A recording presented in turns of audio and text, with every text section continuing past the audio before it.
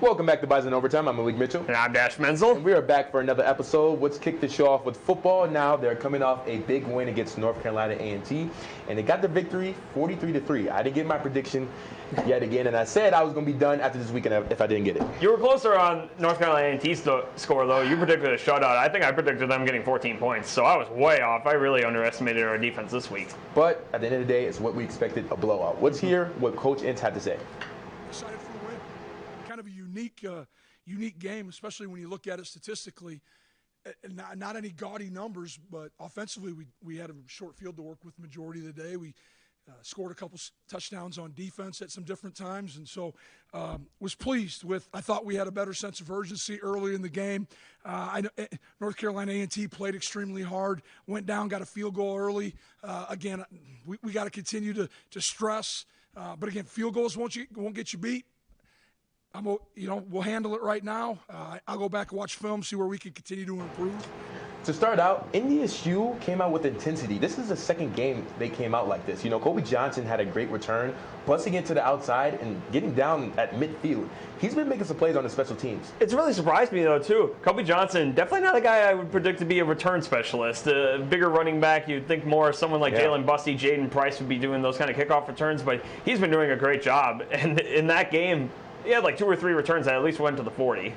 It's him and Jalen Price. I think with their vision, that's why they put him back there. They can see the field. They know what's going to open up, see the blocks before it even happens. But to start off with the first drive, Ndsu came out passing surprisingly. Here's Zach Mathis, with his second career touchdown. He just does a deep over outside the outside linebacker. The outside linebacker hesitates for way too long, and he just runs right by him. It's just interesting stats for Mathis this year. 2 catches, 81 yards. He's our leading receiver this far into the season, and he's got 2 touchdowns on 2 catches. That is something incredible. Definitely. His injury definitely hindered him, and I think it's past due he gets these touchdowns he's been getting. And then, we got to talk about Cole Payton. He has got a touchdown on the QB draw. Now, he's been emphasized on the run game, it looks like. Yeah, it was definitely interesting to see those kind of QB power formations this early into the season. Not many people would have probably predicted that we would have been using Cole Payton with those, but we did, and it ended up working out on that drive. And then as far as last week, things were shaky with the defense, but I think this week they definitely made a statement. I'm talking about sacks, fumbles, and an interception. How do you feel about that? Oh, absolutely. The defense played outstandingly. There was very little movement by the North Carolina A&T offense. Only one player, the running back, really made any plays. Otherwise, North Carolina A&T, they couldn't go anywhere on offense, and the defense made sure that at all 3 levels, on the D-line, linebackers, and secondary.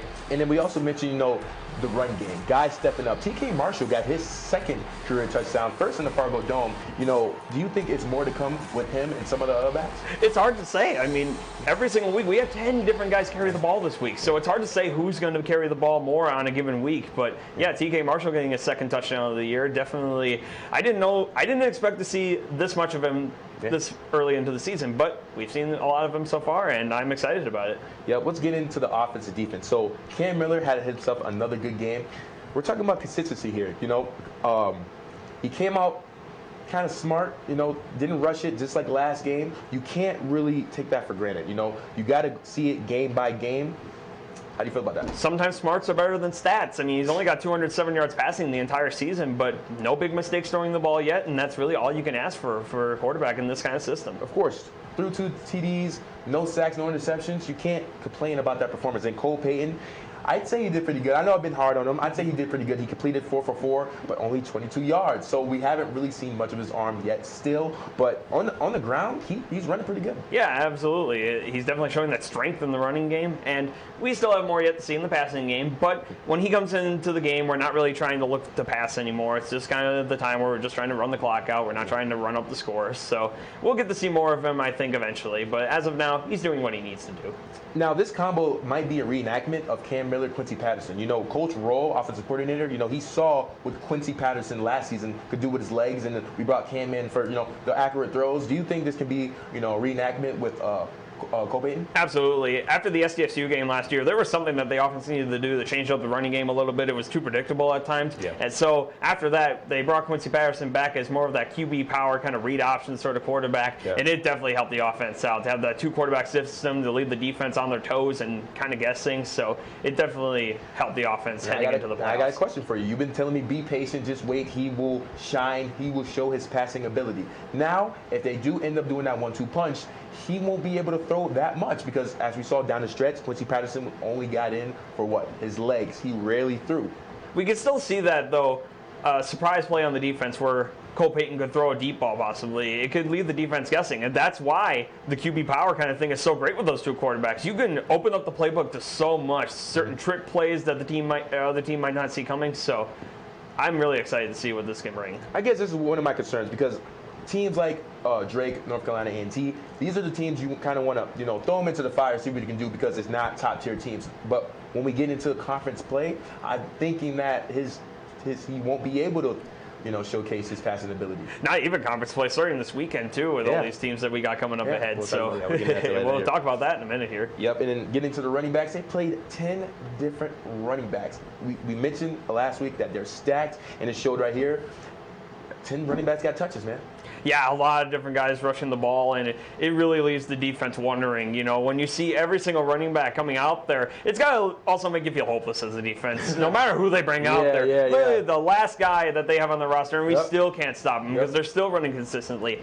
And no running backs really have blown the doors off any stats yet this season, but they don't need to because you run so many guys in a game. You can run a different running back every single drive, and you'll still get good results. And hey, how about this? TK Marshall would lead the running backs with 36 yards. Out of that bunch of guys, it looks like he's coming up in the ranks, getting more reps, making more plays. How do you think he's going to perform down the stretch of the season? Yeah, it'll definitely depend on how the offense, who's going to get the ball in certain games, but I've definitely been impressed with him so far. And, starting late last season, he got that big run against Youngstown State, that 75-yarder, which was his first touchdown. So he definitely has the potential for both short and long game. And as far as the tight ends and receivers, like the running backs, they got a lot of guys involved. We're talking about Braylon Henderson, DJ Hart, Jake Lippy, even Roger Nelson. They only had a total of 11 receptions and 124 yards. Being at all those guys, how do you think the passing game is going to go on later down the season? It's going to have to spread out a little bit more. I mean, granted, in certain games you can get away with only passing a few times in a game, but there will be certain games where the running game might not work as well as it normally does, and you're going to be closer. You're going to have to pass more. And in a game like this where Phoenix Sproles nor Noah Gindorf got receptions, that's not going to fly in certain games later down the road. How did the defense look like, Dash? The defense looked outstanding. They only held North Carolina A&T to one field goal, and that was very early in the game. And very rarely did we see the Aggies even get past midfield. The Bison held the Aggies to 139 yards rushing, most of that coming from their running back number 33. He had 124 of those yards, and only 50 passing yards. Considering a point of emphasis after the first game was the secondary and how we were a little worried about how they were going to perform, did more than outstanding. I always say this: the secondary just completes that defense. Courtney Eubanks and Dawson Weber definitely had a good game. Yeah, absolutely. Weber getting himself a touchdown, too, in that game. So the defense absolutely did what they needed to do. I say the defensive line showed out again. That defensive line is scary. Spencer Wagee coming back with 2 sacks. His injury looks like it's no more. It's not really hindering him that much. However, unfortunately, speaking of injuries on the defensive line, Eli Mostert appears to have a broken bone in his leg and may be done for the year, unfortunately. So a big loss for the defense, and it's just unfortunate for somebody like him who's been around this program, very experienced, to lose somebody like that. Yeah, but especially with this team, it's always a next man up mentality, and they do have a next man up. We're talking about the scariest defense in the FCS. Sorry about that. I think they're going to do just fine, but it kind of sucks, especially going into the game that's about to come up. But we're going to get into that later. Let's get into some offensive stats. In the air, Cam Miller completed 7 passes for 102 yards for 2 touchdowns. I'm telling you, consistency is key. He's been doing really good. Cole Payton led in rushing with 41 yards. Zach Mathis led the receiving with one reception for 40 yards for a TD. How did the defense do? The defense did great. Tackle leaders, Logan Kopp had 7 tackles. Marquis Siegel and James Kaiser had 5 tackles each. The Bison also had 9 tackles for loss in this game, which is 1 more than they had in the previous week. James Kaiser also had that interception, and Dawson Weber had a fumble return for a touchdown. The second defensive touchdown, 2 weeks in a row, that we've had a defensive touchdown after we didn't have them for 4 years. It's a different kind of energy. I'm talking about from the special teams, from the defense. Those guys, you can tell this core group is really tight. It's absolutely tight, and this defense very experienced. A lot of guys, and some guys who maybe haven't had a lot of experience. It's kind of like the linebacking core right now. Logan Kopp, a guy who we really haven't talked about until this year, and he has really shown the light in this defense, especially in the middle. Kozlowski is not even back yet, so that addition is going to be crazy. But they're now 2-0. Their next game is tomorrow against the University of Arizona. The game starts at 10. That game can be caught on Fox Sports 1. How do you think this is going to play out? I mean, this is the first time NDSU have played a conference, the Pacific Conference, the Pac-12. How do you think this is going to? How do you think they will do? I certainly have a lot more questions than answers for that right now, but it's going to be interesting. The first time we ever play a Pac-12 team. Not often we play against an air raid offense like Arizona, so it's going to be very interesting. I watched their quarterback, an amazing scrambler. He had one play against Mississippi State where he ran like 30 yards backwards, avoided 3 guys on a sack. So it's going to be very interesting to see how we do, considering Drake's quarterback kind of made a little bit of a problem for NDSU with the scrambling ability. So we'll have to see how we're going to do there. Meanwhile, for the offense, I think the game plan is to make sure to run the ball down their throat, dominate on the line of scrimmage, and dominate early as well to make sure that you don't fall behind, and make sure to keep that Arizona offense off the field. Okay. I like your keys to the game. I will say this. I think this game is going to be a great test of what Bison football is capable of doing. We're talking about arguably the best FCS team and versus a mid-tier, FBS team. So I think, this game will make a statement. However, I think I have the Bison edge this one, 24-17. I think it's going to be a close one. It's definitely going to be very close. Arizona, they struggled the last 2 years, only winning 1 game in the previous 2 seasons of football. However, this year they are 1-1. They won the first game on the road against San Diego State. It's 3.5-point underdogs, and they ended up winning by 18. So they had a great showing there. Ended up losing last weekend to Mississippi State at home, 39-17.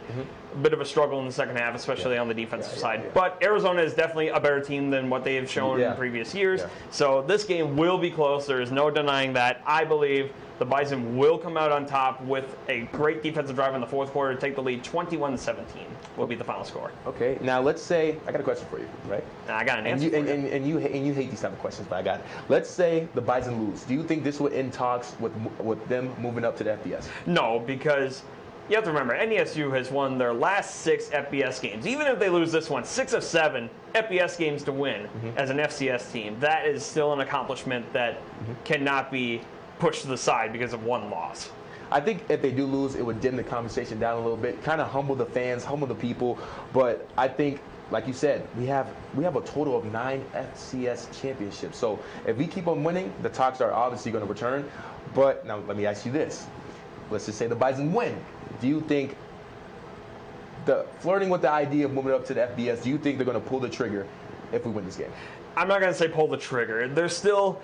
We're kind of at the end right now of the big rush of conferences moving around and all the FCS teams moving up to FBS. So I'm not going to say they're going to pull the trigger ASAP as possible, but I do believe soon it could happen if the Bison just keep winning the FBS games and keep winning championships. Eventually, North Dakota State and the FBS may have to talk about it. Well, we'll just have to wait and see. We're going to take a quick break. When we come back, we have several other sports to cover, so you don't want to go away. Stay tuned. There are so many great things to experience at NDSU.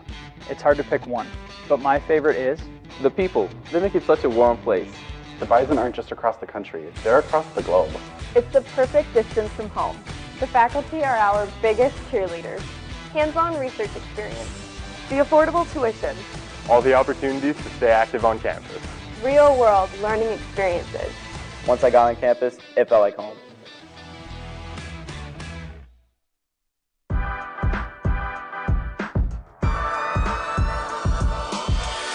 My name is Addie Stewart, and I graduated from NDSU in the Department of Communication in 2018. My degree was in strategic communication, and I'm the communications specialist for the city of West Fargo. That includes social media, press releases, breaking news, interviews, media relations, and more. I went into communication because I wanted to do something I was passionate about. There were so many opportunities. I knew I could work for nonprofits, government, small business, agency work. Professors in the department definitely impacted me a lot in my life, making sure that once I graduated college, I knew I could get a job here just because of the connections in the department and the great morale that was in Fargo. Future students should definitely come to NDSU because it's a degree like no other here.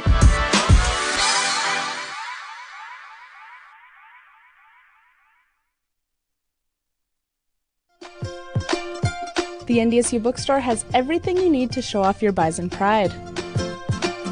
The bookstore can have you sporting green and gold wherever you go.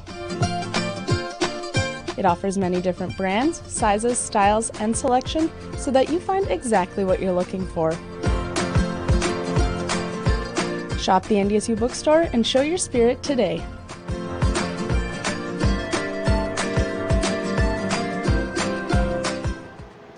Welcome back. We're going to dive into women's soccer. So they're coming off a great weekend against Green Bay and Drake. And this is good for them because, coming off a 2-game losing streak, they really needed this. What do you think about this, Dash? It was an amazing performance on both games because one thing that we wanted to emphasize before this weekend was the fact that North Dakota State, a lot of the times, they had to play defense because the ball was on their side of the field more often than not. However, these last 2 games, they were pushing the ball to the other side of the field more often than not, which is what they needed to do to win, and that's what they did.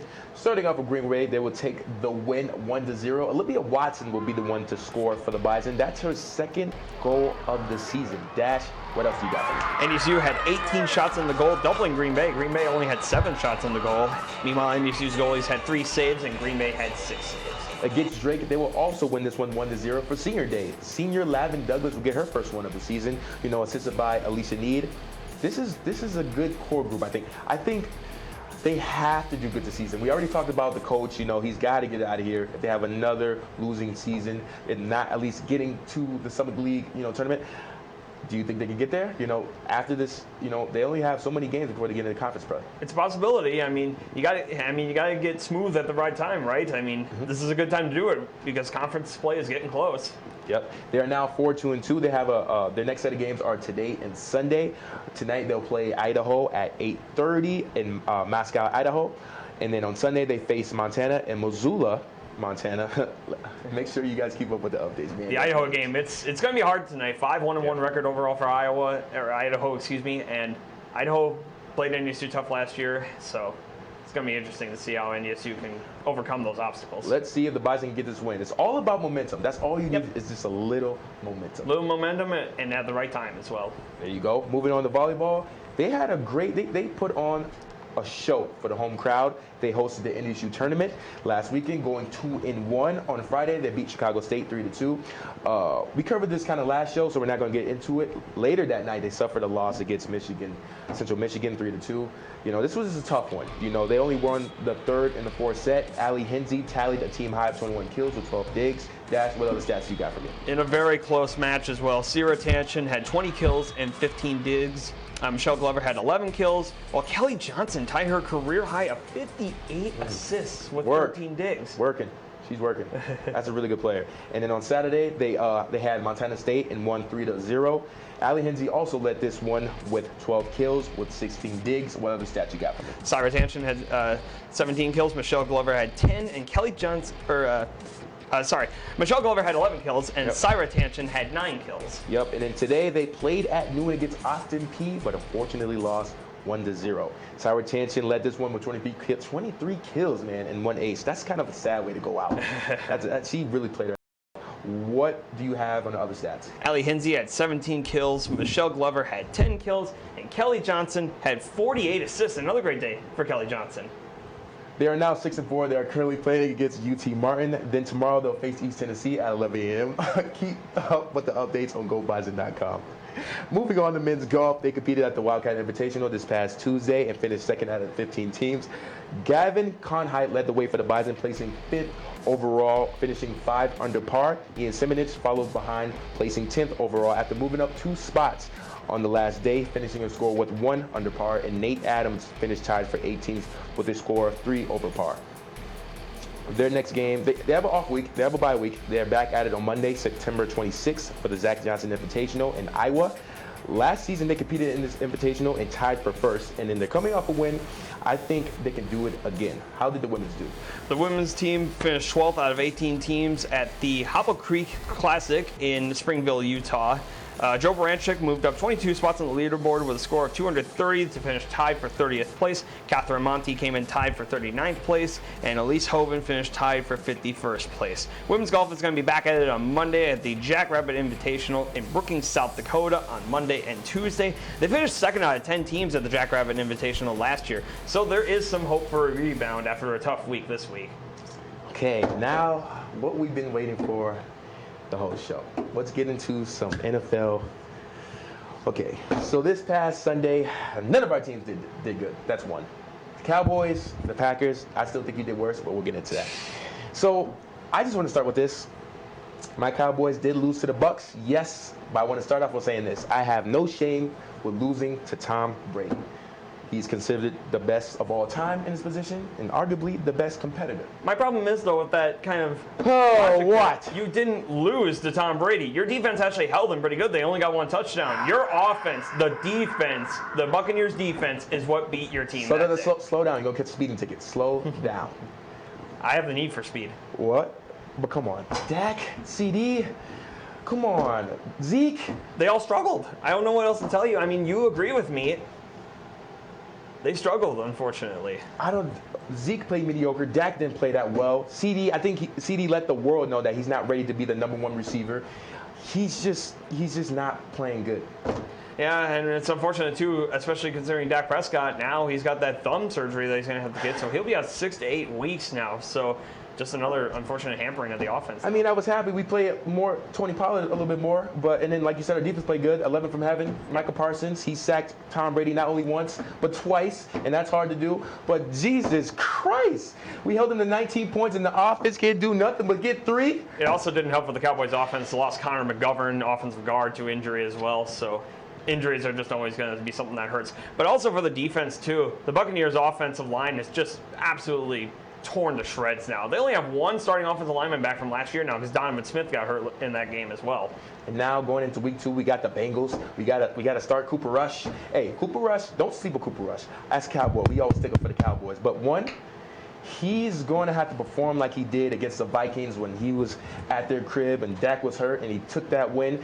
He's got to perform if we're going to edge the Bengals. I think we can do it. They didn't look all that hot last Sunday too. So I'm thinking we can get this win. But the keys I have for you guys winning that game, for you got to do what the Steelers did. You got to win with your defense because that's exactly what Pittsburgh did, forcing 4 interceptions from Joe Burrow and a fumble recovery. Michael Parsons is going to have to do what T.J. Watt did in that game pretty much and single-handedly take that game on the defensive side. As long as we got 11 from heaven, we're always good, man. But now with the Packers, you let the Vikings embarrass y'all like that? It wasn't much of an embarrassment in my opinion. Whoa. Vikings are a good team. They are. As much as I hate to admit it, this year they're going to be a good team. Explain. What happened? So, divisional. I should bring a cheesehead sometime. Divisional rival, though, it's bound to happen. You'll lose to your divisional rivals on the road because they know you best. They're the teams that are going to play you the hardest. That's what you got? Yep. And also, Minnesota this year, a lot better. The problem with Minnesota these last few years has been Mike Zimmer, their head coach. Okay. And now he's gone. They got a new head coach in Kevin O'Connell. So naturally, I think they're going to get better because Mike Zimmer was the main thing holding them back. So it's over for you guys now? No, I'm not saying it's over yet. But Justin Jefferson also played the game of his life, and our defense just had no answers for him, especially in the pass coverage. Our linebackers looked lost trying to get him on those over routes through the middle. So that's why our defense, that's the only thing about our defense that struggled. Otherwise, our defense played really well. They only held them to 6 points in the second half. So I think our defense played great.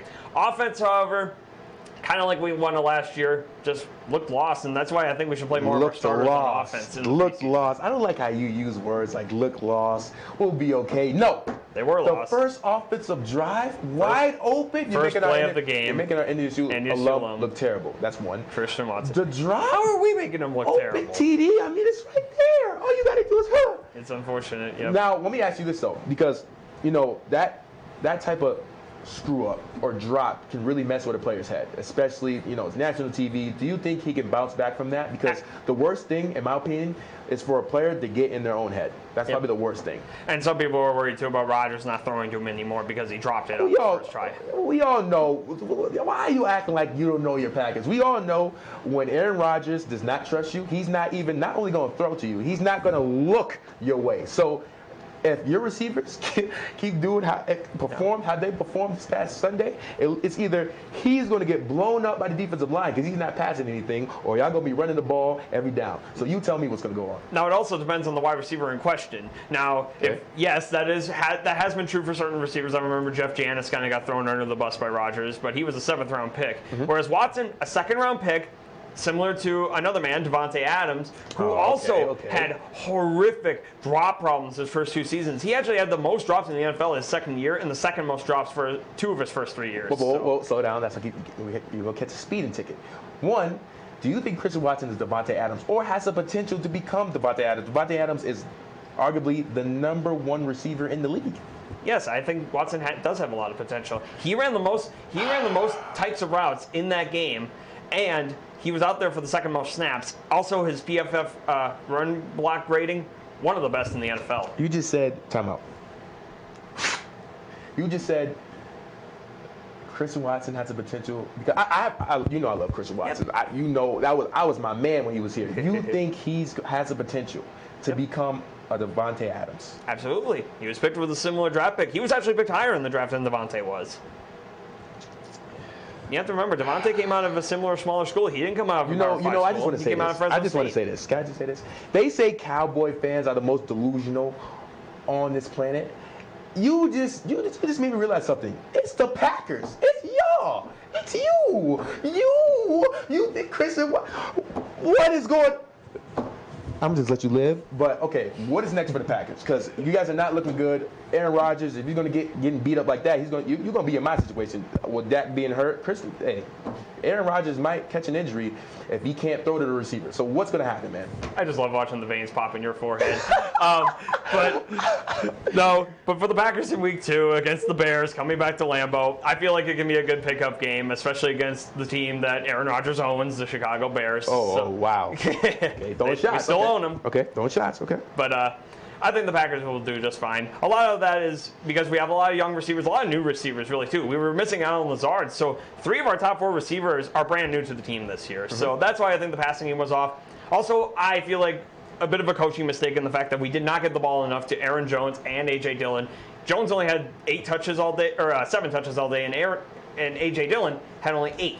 Okay. Which they need to get the ball a lot more because they did outstanding whenever they got. I'm just saying, I know you say y'all own the Bears, but don't sleep on them. Justin Fields, they look good. They look good now. How do you think y'all going to play against them? They had a great game defensively against San Francisco, and Justin Fields had a few good plays as well on offense. But overall, I feel like the Packers should have, unless they keep getting in their own way. That's the only way I feel like they can lose this game. And the Packers admitted that. They got in their own way, and that's what caused them to lose the game against Minnesota. So they just need to make sure to not get in their own way, play their game well, and that's how they're going to get the victory against Chicago. You think you're going to take the division? Yes, I do. And I'm not going to say it as confidently as I have in previous years. Oh, okay. Because Minnesota is definitely going to be a challenge. I will not lie, they will be a challenge for the division. Justin Jefferson. And it doesn't help that they already have. You don't see him gritty on you? And it doesn't help that they already technically had the division lead. But we've been in this situation before in previous years where the Vikings have beat us once and we still have won the division. So I'm not too concerned. It's only week 1. I just want to say this. You like to bring up history when it's your benefit. Yeah. Oh, it's shown this. But when it comes to Aaron Rodgers, history doesn't matter. It's been history. It's been documented that he doesn't throw to receivers if he doesn't trust you. But now you think, oh, we'll be fine. Devontae Adams is a great example of this, though. Because those first 3 years, Adams could not catch the ball to save his life. And Rodgers still threw it to him. He knew because Devontae was a high draft pick. I'm picking up what you're putting down. Yes, and a lot of the examples that they talk about of him not trusting receivers, it's a lot of the backups and undrafted guys who really didn't have a high draft capital to begin with, which, yes, I don't exactly praise him for not trusting his receivers. You got to trust your receivers to make the offense work. But I feel like also with Watson, he's a higher draft pick. Rodgers knows that he's going to have to give him more time if he, to make him gel in this offense. Okay, so you got you guys edging the Bears? Yes, I definitely do. I have us winning on Sunday night. And for the Cowboys, I have a chance that you guys can win against Cincinnati. I do have Cincinnati, though, just because I feel like their loss in week 1 was not on them, or it was not on the Steelers as much as it was them. It was kind of like the Packers with the Bengals in week 1. They got in their own way a lot with turnovers and mistakes. That's true. And especially losing their long snapper, too, which cost them on those 2 field goals. So that game was just 8 shades of crazy. It was unbelievable, the Bengals-Steelers game. I think the Cowboys will be able to pull out with this win. If we win, I'm bringing the Cowboy hat, so be ready for that. Do you think you can win your division? Because the Eagles did beat the Lions. The Eagles up 38 points. Yeah, the Eagles look pretty good. But yes, we're and the Cowboys. Washington won. We're them boys. We're going to win. You also are dead last in the NFC East. You're the only team who didn't win. Even the Giants got a win on Sunday. Listen, it's week 1, baby. That's what I've been trying to tell you about Green Bay. No. You guys are in trouble. We are too, but relax. Maybe we're both in trouble and we just don't know it. Thank you for tuning in for another episode of the Bison Overtime. I'm Malik Mentzel. And I'm Mentzel. And we will catch you guys next week. Stay tuned.